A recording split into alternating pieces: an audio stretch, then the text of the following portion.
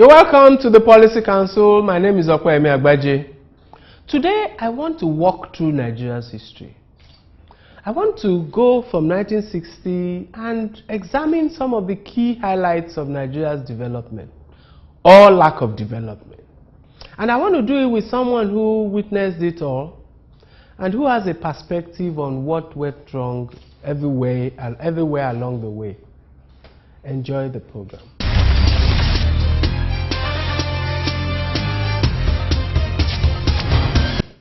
You're welcome back. It's still the Policy Council.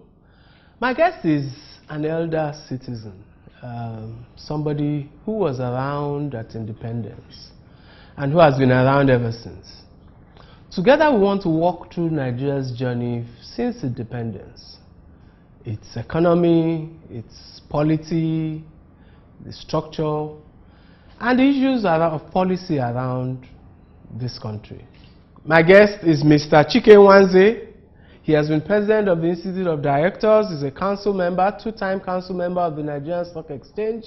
And most importantly, he's much older than the rest of us. Mr. Nwanze, you're welcome to the Policy Council. Thank you very much. And he's also my neighbor. Both in the office. Both in the office and at the house. You're welcome, sir. Thank you.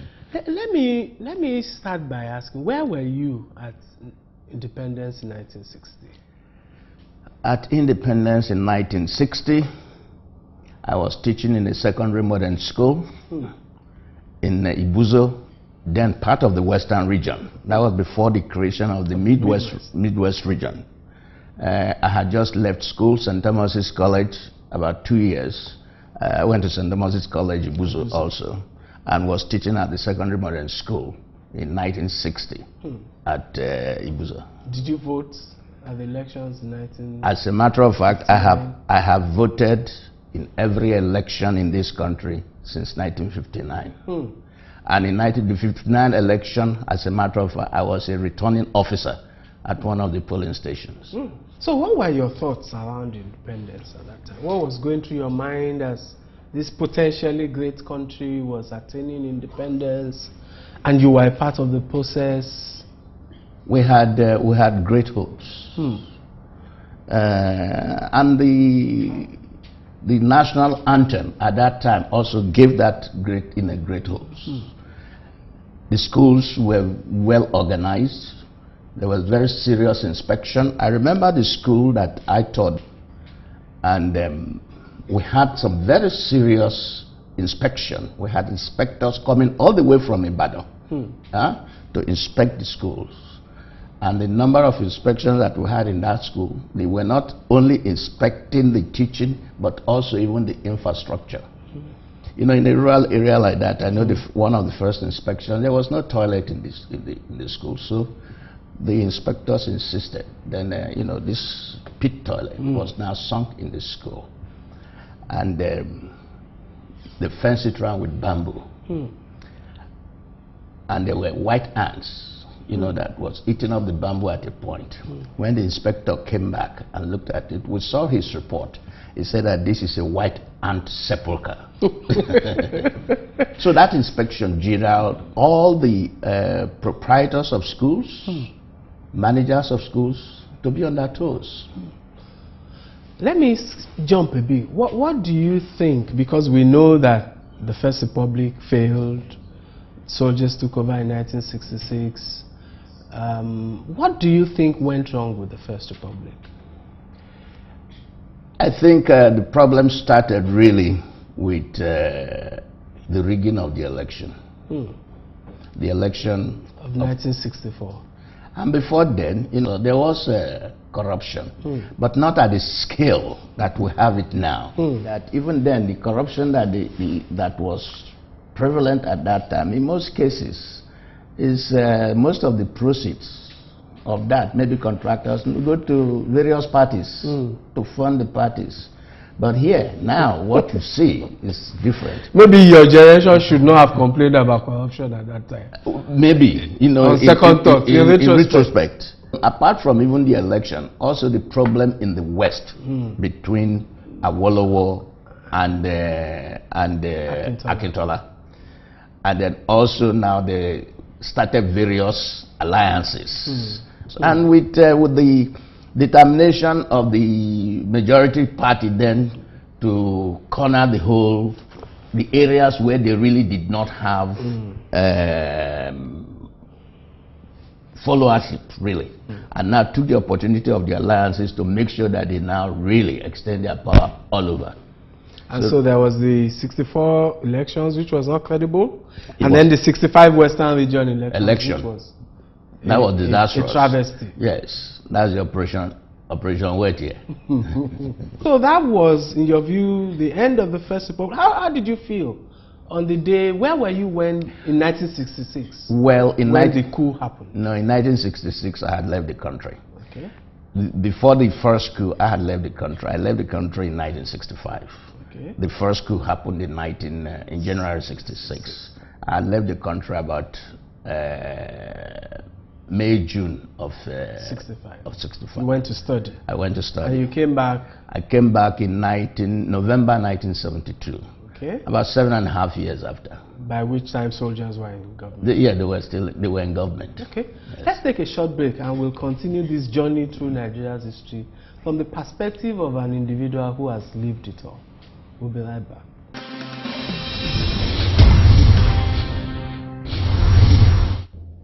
You're welcome back. It's still the Policy Council. I still have a senior Nigerian citizen, Mr. Chike Nwanze, an accomplished stockbroker, financial person, and someone who is familiar with Nigeria's development and history. So, sir, let's continue that journey. When you came back, of course, from 1966, we now had a military rule.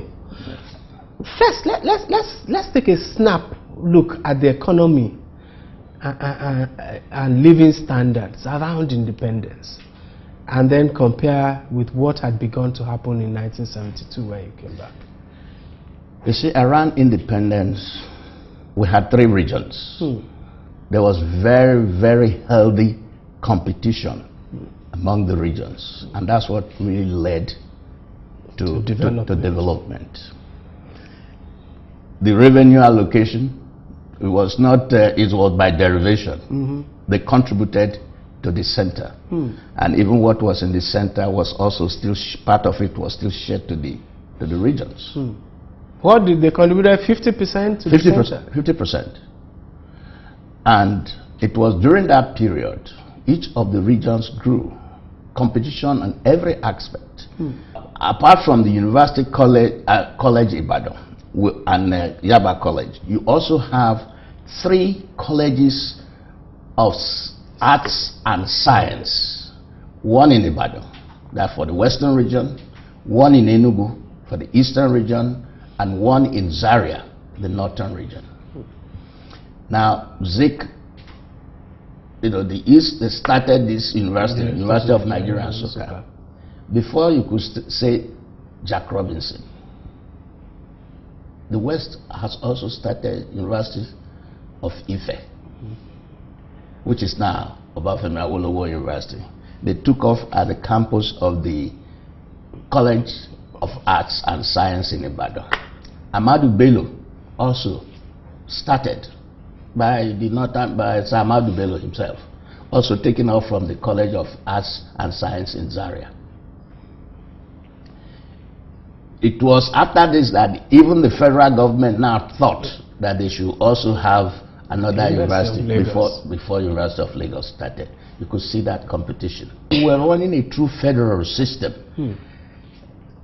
The federal didn't sit down to determine minimum wage that all the other regions will partake. No. Each region had their own salary scale. And it affected mobility of labor. And you can see that even the civil servants, the top civil servants at that time that we later heard of, were products of the regions. Simeon Adebo from the west, Jerome Udoji from the east,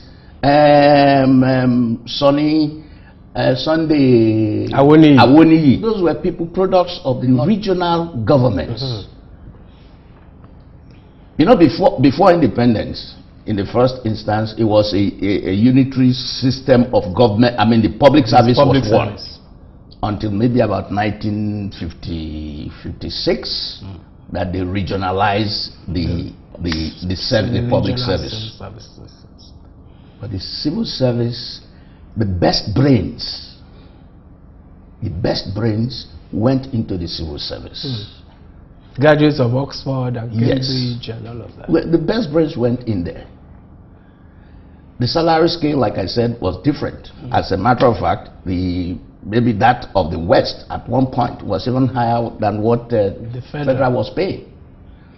And each of the region paid in accordance with their resources, with their income. And there was no imposition from the center, because we were really running a true federal system. So in your view, that absence of a true federal system that we have today is a problem? The biggest problem that we have, because the thing has killed incentives. None of these, except for very few states, have the incentive to look for sources of revenue. Even if you take Botswana, for example, was an agricultural country like Nigeria, still is. Found diamonds. Before, they found diamonds, but they stayed with agriculture, and they don't spend a penny of the diamond on recurrent expenditure. Let's take a short break. Okay. We'll be right back to continue this interesting dialogue. We'll be right back.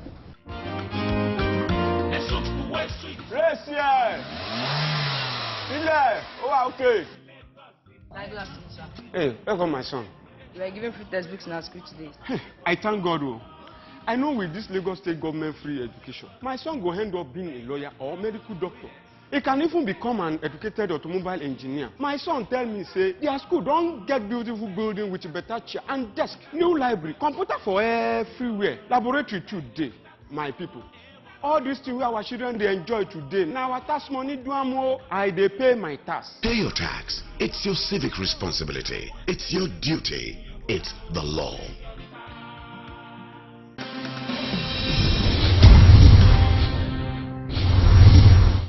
You're welcome back. It's the Policy Council, and I have an interesting conversation going on here with Mr. Chike Nwanze, a distinguished Nigerian senior citizen. And we're sharing perspectives on how we have evolved as a people.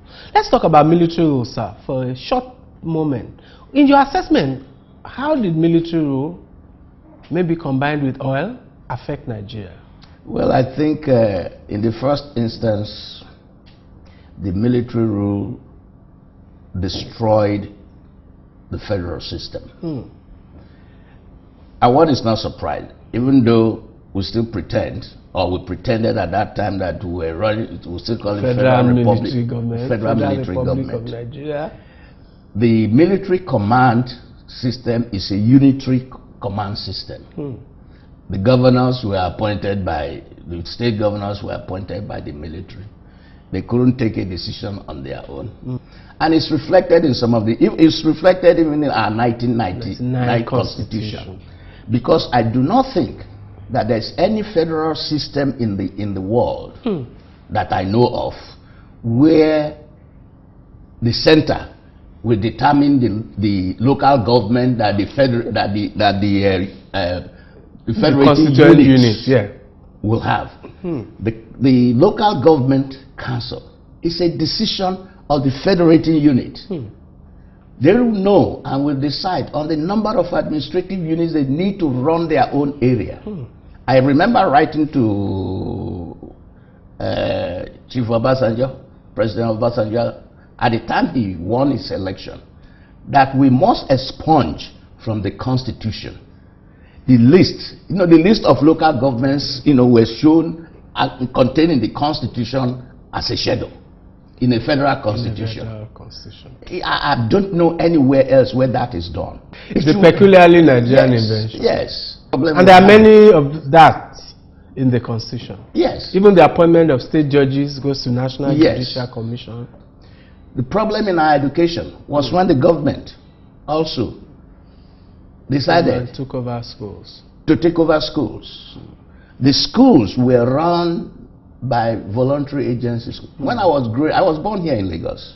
Growing up in Lagos, There was only one government school on the primary level that I know is at, Simpson Street, Government School, Okesuna. The rest of the schools, primary schools, were all owned by the voluntary agencies, institutions, missions, private people. Yeah. And they were still being supervised and monitored by government and inspected by government.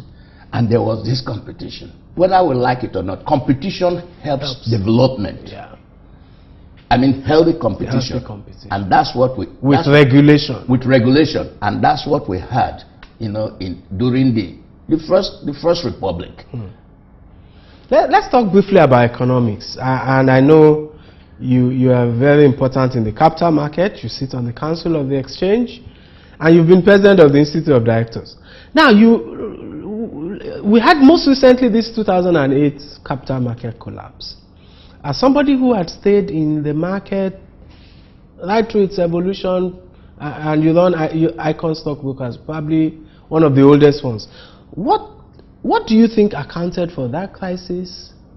What solutions did you expect? And what are your comments about the recent bailout that the Ministry of Finance is offering stockbrokers? In every market, you have investors, you have speculators. But where speculators now, outnumber investors. The fundamentals of the various companies really did not justify the price level.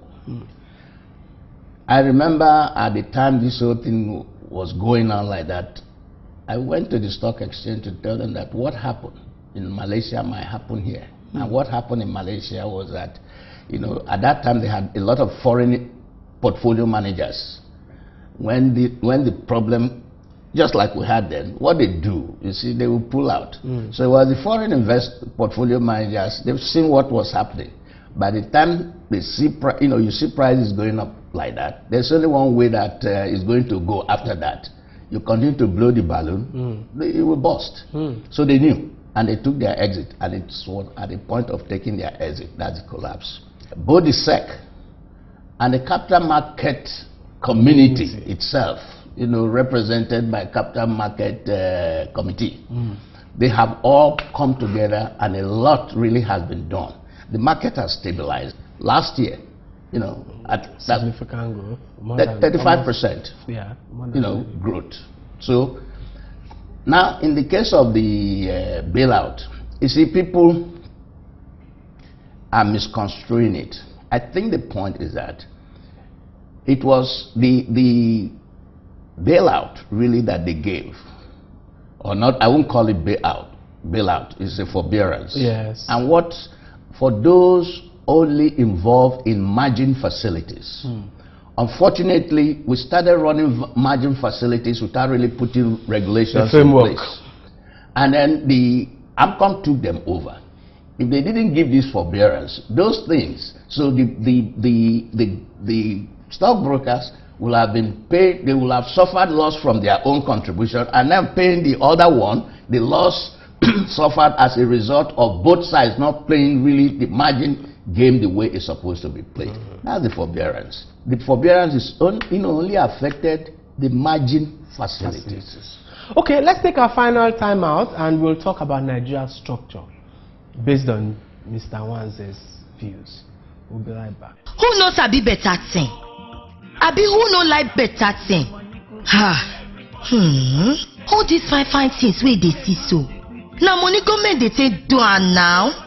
Abi, I think it's like, I mean, excuse me, I dey pay my tax. I dey do it, I dey pay my tax. Say you don't pay your own tax. As you pay your tax, I pay. Oh. Pay your tax. It's your civic responsibility. It's your duty. It's the law.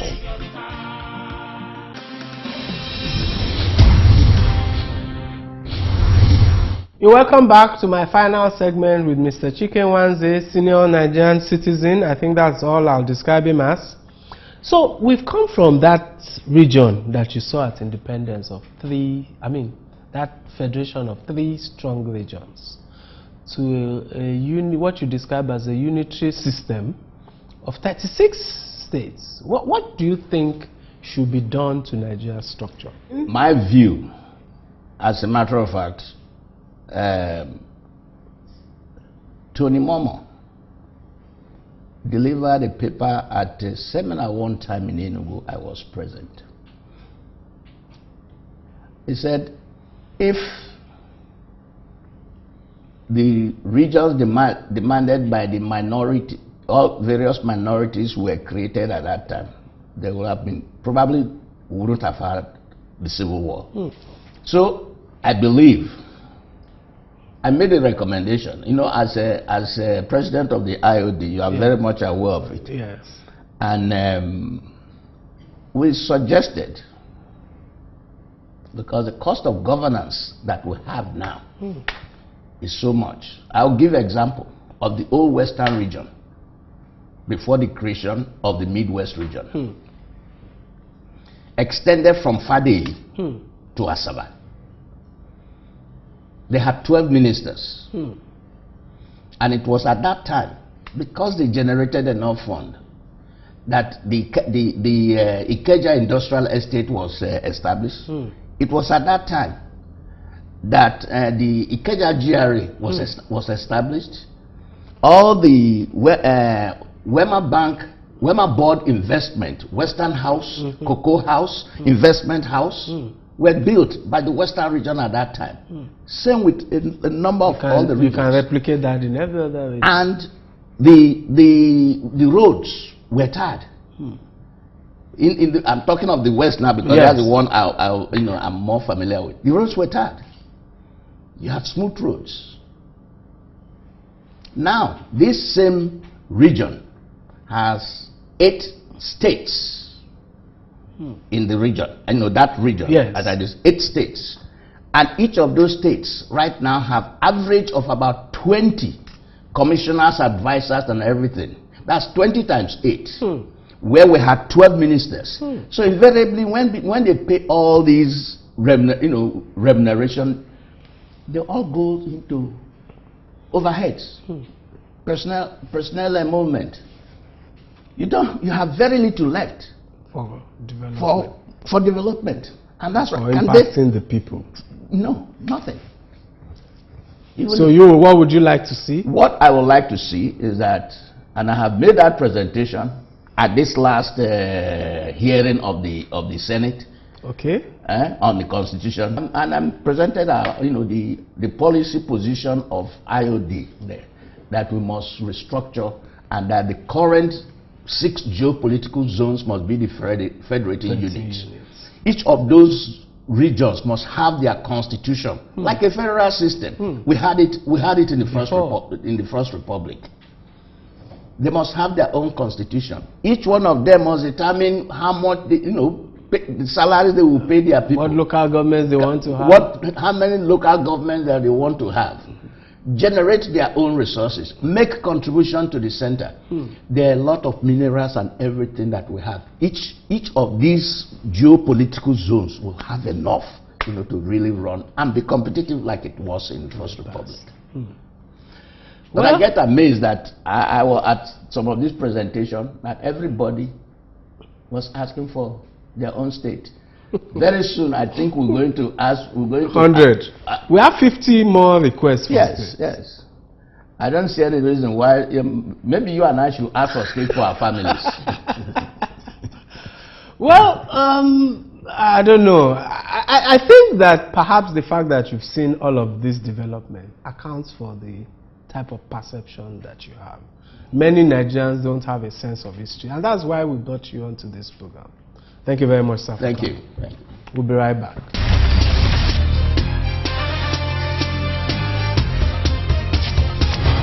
For people of Mr. Nwanze's generation, those who were there at independence, those who had great expectations for the emerging Nigerian nation, those who operated within a sensible federal system that encouraged competition and development across Nigeria, what they see today is a depressing nation.